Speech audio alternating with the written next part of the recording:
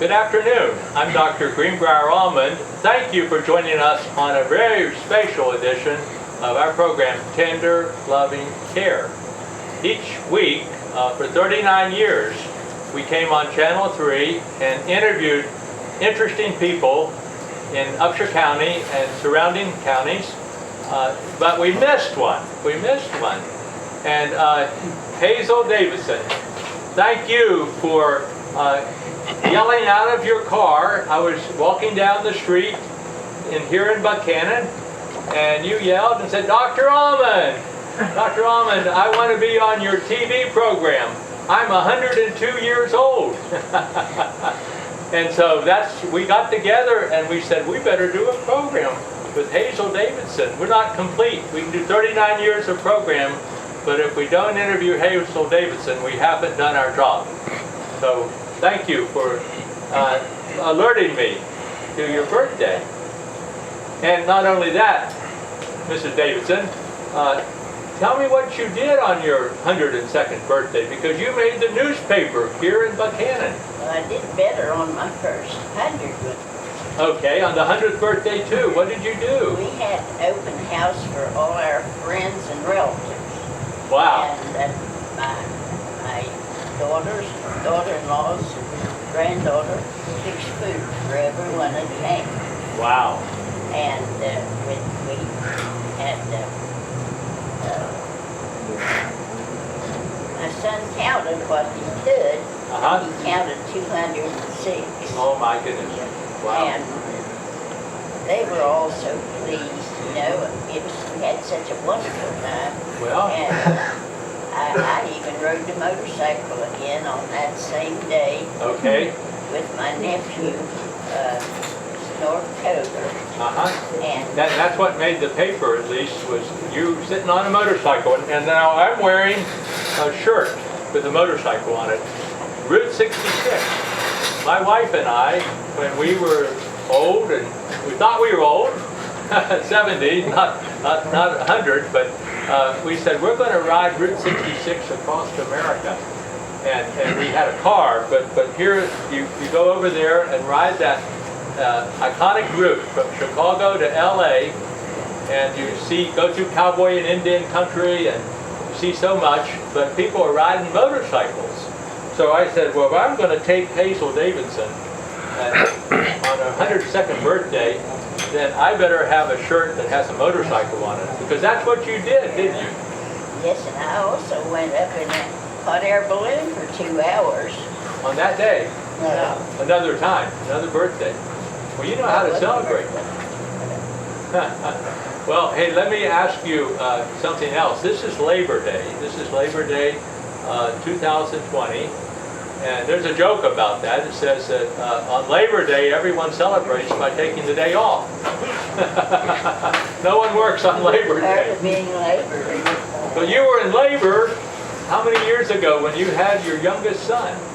My youngest son, I was 45 when he was born. 45. I had another one next to him when I was 43. Wow. But he was born on Labor Day, huh? Not really. Might not have been that Labor Day that year, huh? But you were in labor, and we can say that anyway. But because that's what the mother's the one who does all the work. I've had mothers say this when we would have a birthday party. My wife's a doctor, and on our daughter's birthday or our son's birthday, we'd be celebrating, and then she'd say, "Well, hey, wait a minute, I did all the labor." Surprised everybody with having my second one in the car on the way to the hospital. Uh-oh, wow. Everything went well. Well, that's good. How did you tie the cord? We didn't. We were down at Cut Right Run and just drove right on. Just waited straight up to the hospital. We had the hospital. Had the doctor available. Okay. He's waiting on us. Excellent. At the door. Well, that's excellent. Yeah, when you live up in the country, and tell me about this. You live in Gaines, is that correct? You did. Now you're at the high-rise here in Buchanan. What is that like to living out in the country with 6 kids and, I don't know, a whole bunch of animals maybe, and a garden? The gardens, yes, work in the garden. garden and lots of things. Mhm. And plenty to eat and up to wear. Okay. Now, we used to have clothes made out of bead sacks. Yes, I had some made out of bead Yeah, I sacks. mean, that was clever, wasn't it? You didn't throw anything away, used everything. Yeah. And now, my dad would make house calls. And maybe my father came to your place. He did. How about that? I asked one of the children what color his hair was. They said orange.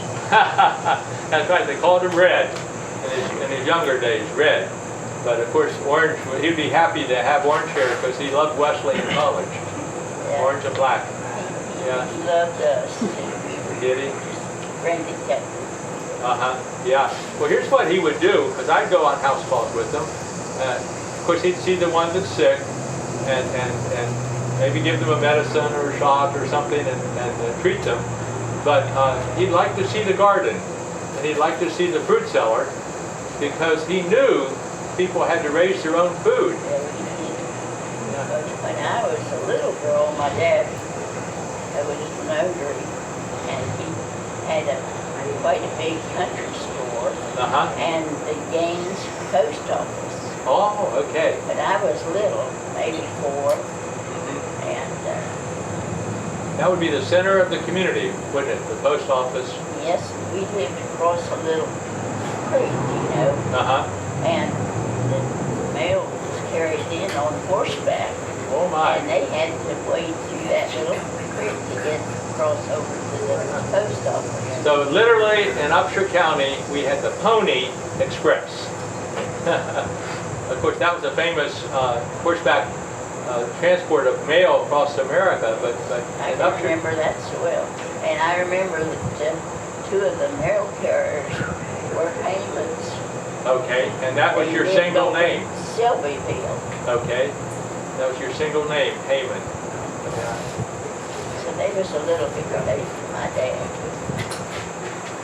Well, tell me a little bit about yourself. I mean, this is school is going to start tomorrow in Upshur County on the 8th day. The governor delayed the start of school because we had the coronavirus pandemic this year, and he wanted everyone to be ready. But tell me about your experience. Maybe you went to a one-room school. No, I did not. We had 2 rooms. 2 rooms. And we called it the little room and the big room. The Okay. little fellas had to go in the little room first. And Okay. I went to school in there with Frank Viola and Sam. Frank and Sam And Fiola. the others were in the big room, Dominic and Okay, all the Fiola family. See, now I didn't know this either. I'm learning so much today. Of course, the Fiolas are an iconic family. Fiola's Flowers is still in business. Frank Fiola was a long-term principal at the high school, and great people. And you went to school with them up in Gaines. and they lived just a little way from our house, and he was the caretaker for the little railroad that went past my home and up into the woods. Okay, the logging railroad. Uh-huh. Okay. And that's all it was there for, you know. Mhm. So my dad would get the groceries set up, and he had built a little house beside of the railroad track with a porch to it, so he could get things restored and get them unloaded right there on the porch. He'd go and unlock the door and get away. Wow. Okay, so the Fiola family has roots in Gaines too. Then. Yeah, for And now- quite a while.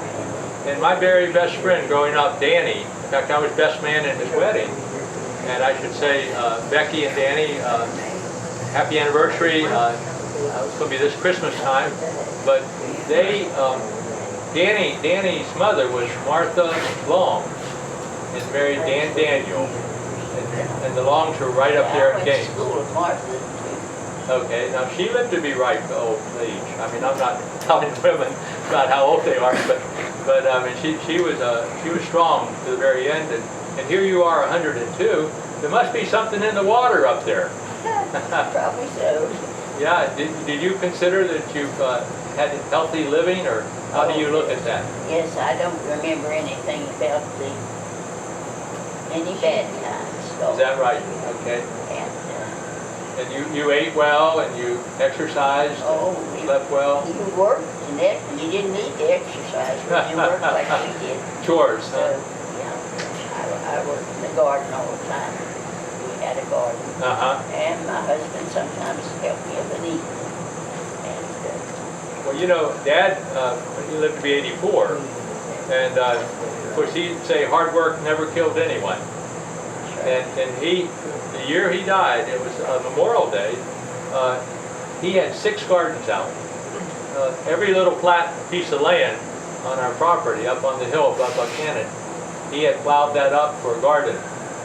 And even at 84, so gardening was a big part of life here, wasn't it? Yeah.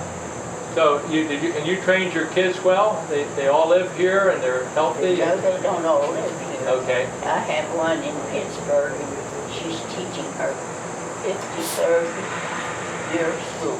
Wow. And then I have one that was in the service for 20 years, Harold Davidson, and he was stationed in New York when he's finishing up his Okay. term.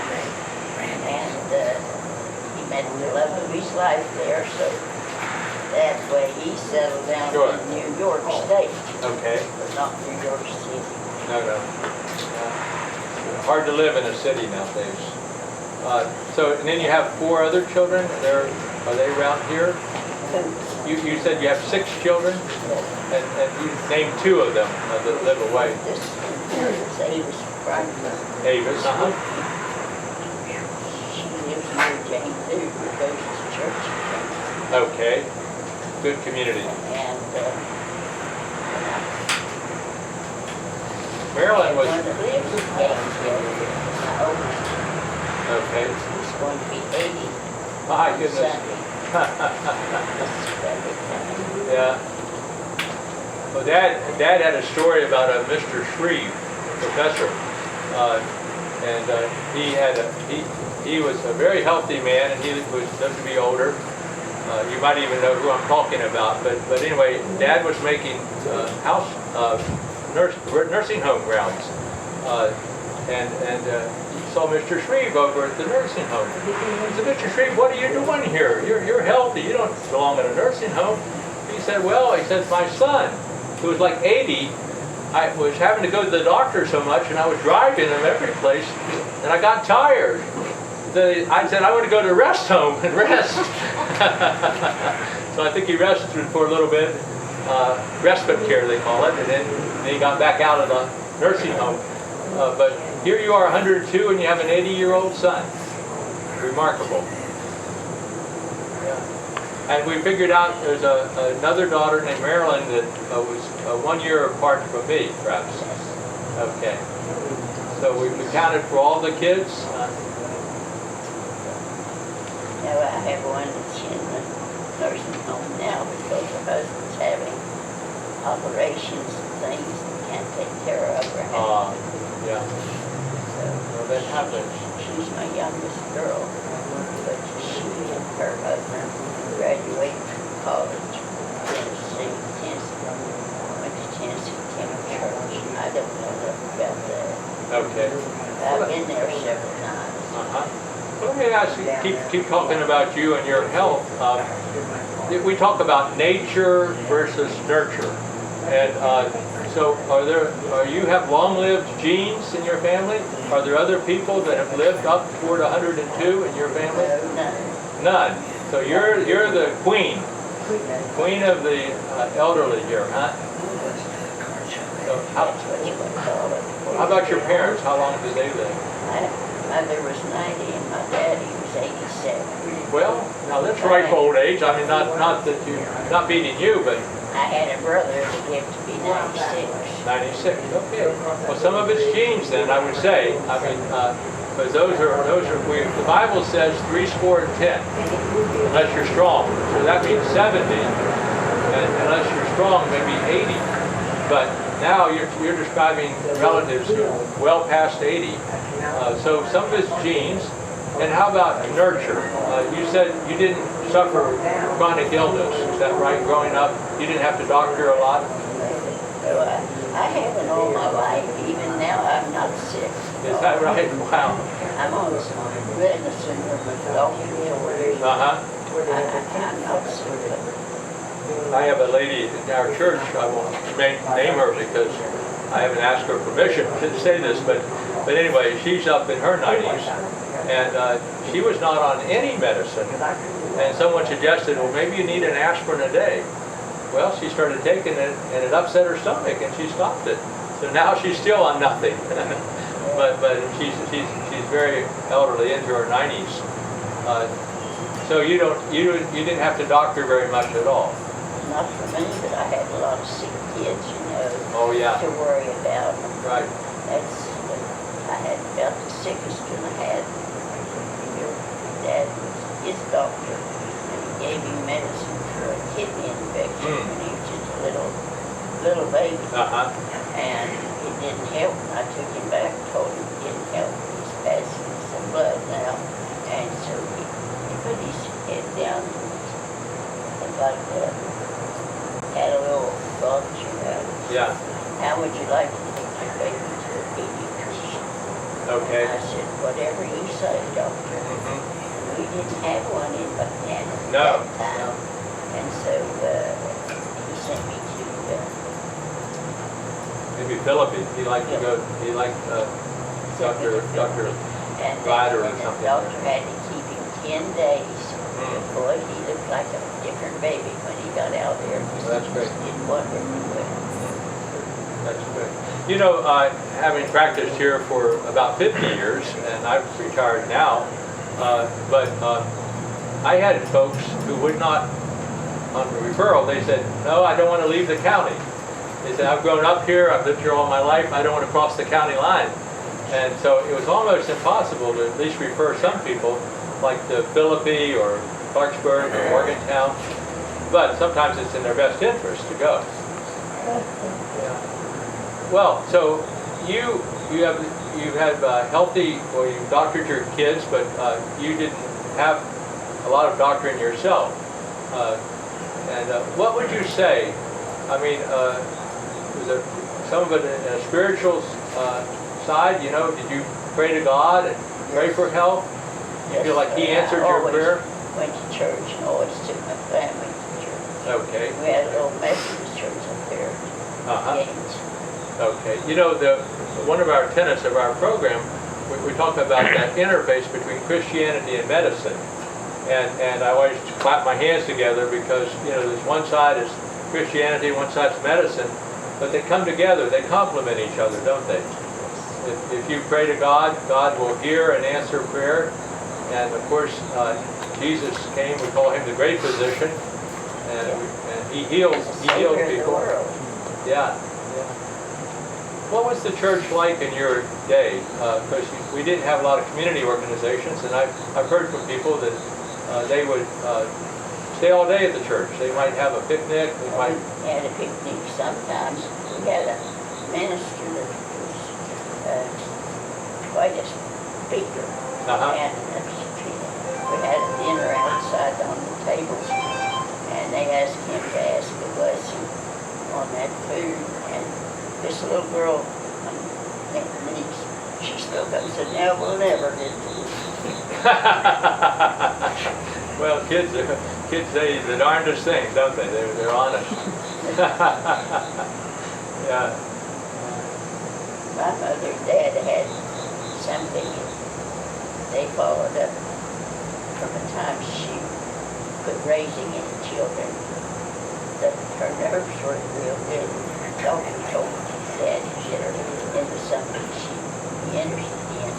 It happened to be ginseng. Ah, okay. And they just spent days and days.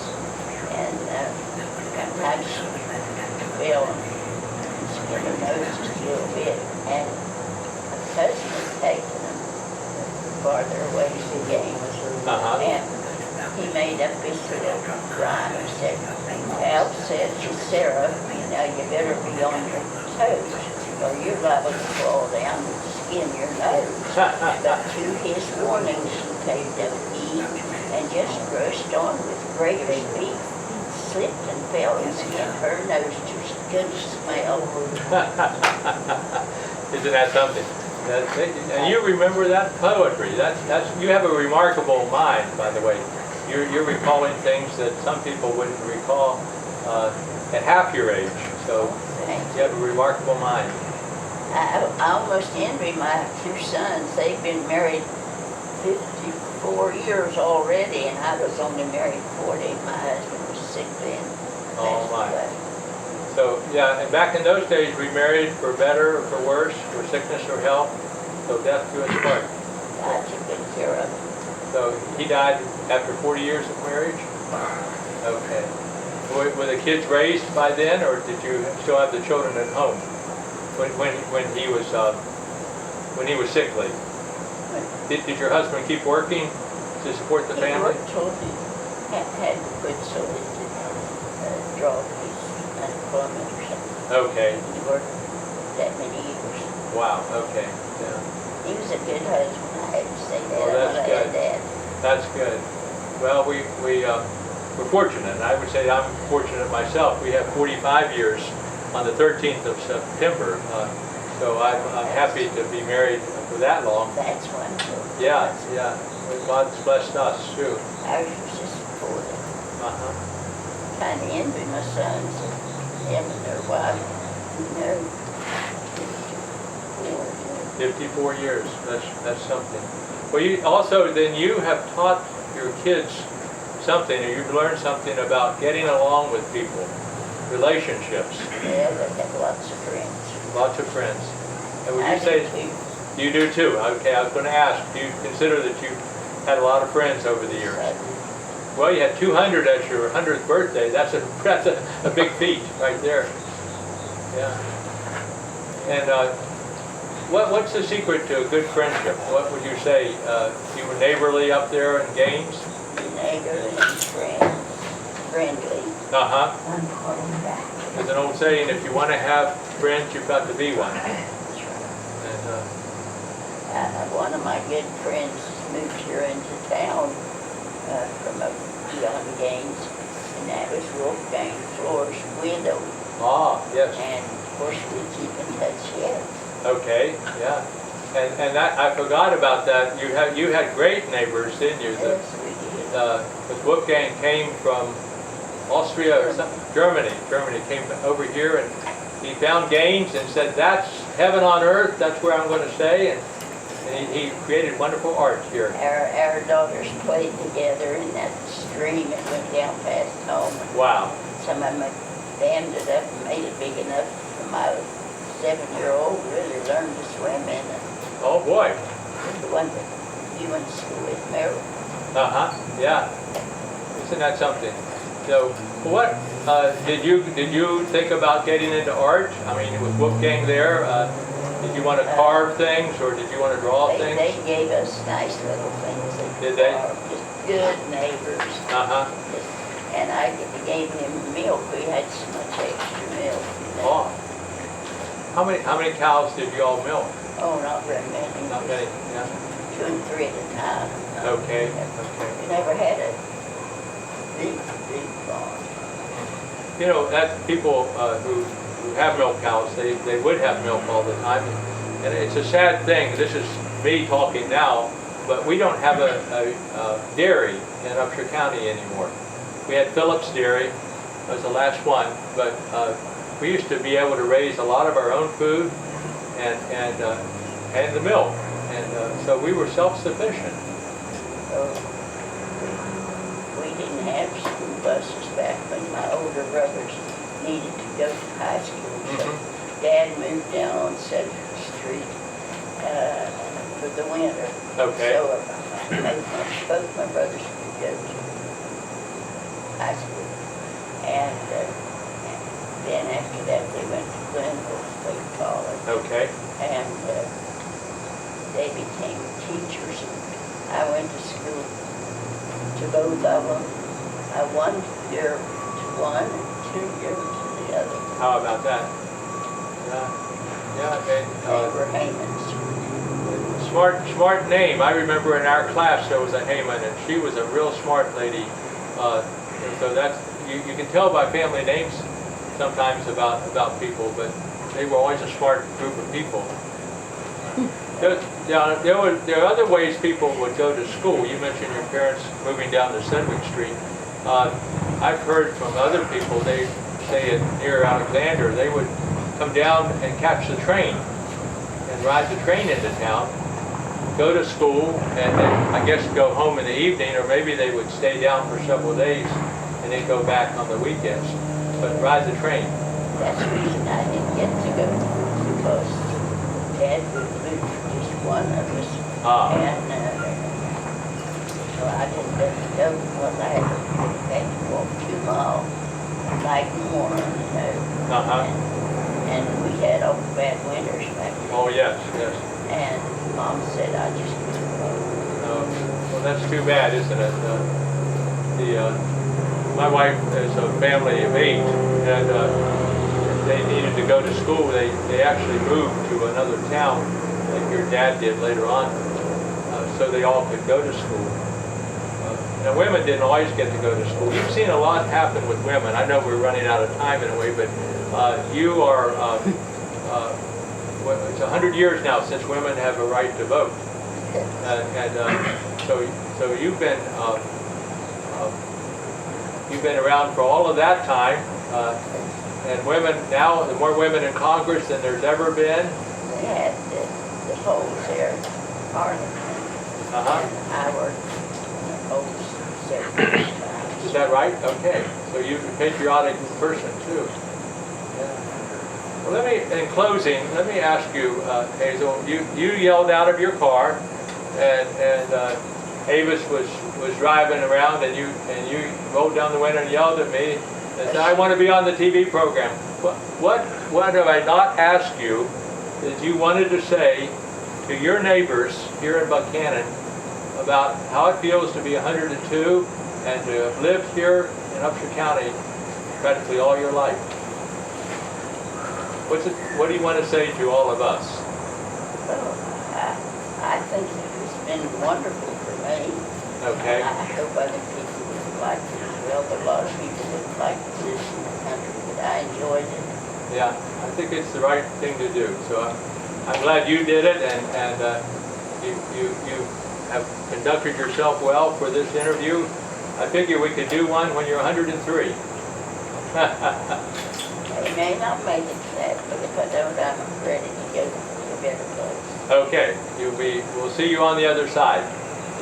Okay, now we can't, because of the coronavirus, we can just knock our elbows, huh? So that's the way we can greet each other. And so thank you for being a very special guest. Thank you to Channel 3 for this opportunity to come your way and to interview some of the most interesting people on earth, including Hazel Davidson, who has just celebrated 102 years and has enjoyed every minute of it, sounds like to me. Have lots of friends, that's what's nice. Lots of friends. So God has blessed you and you've blessed them. Sure. Thank you.